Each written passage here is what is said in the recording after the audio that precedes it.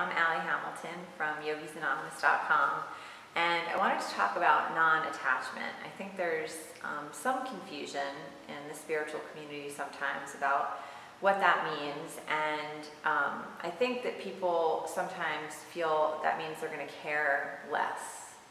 And really, what we're talking about when we talk about non-attachment is just less attachment to our ideas of how things should be, how people should be, how things should feel, how things should look, and more engagement with reality as it is, which of course is not always as we want it to be.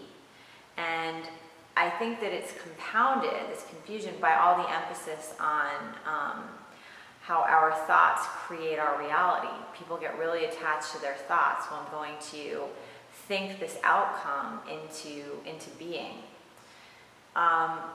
My feeling on this is thoughts are incredibly powerful, and your outlook is certainly going to affect the way you move through the world. So if you tend to think that the world is a beautiful place and that people are inherently good, you're going to move through the world in a more open, loving, trusting way than you will if your thinking is that the world is a cold, unfriendly place and people lie, cheat, and steal, and you can't trust anyone.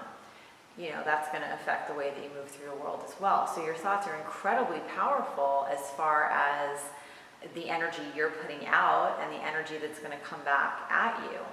But I do not believe that you can make a list of how you want things to be and just think it hard enough and it'll somehow magically happen.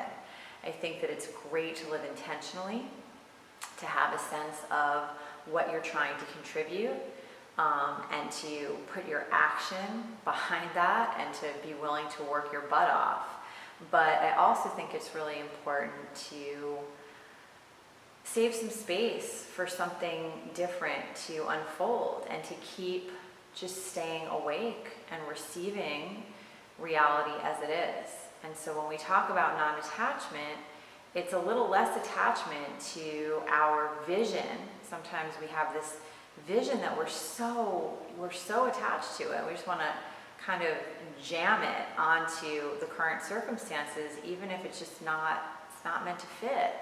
That takes us out of our experience. That separates us from other people, from our environment.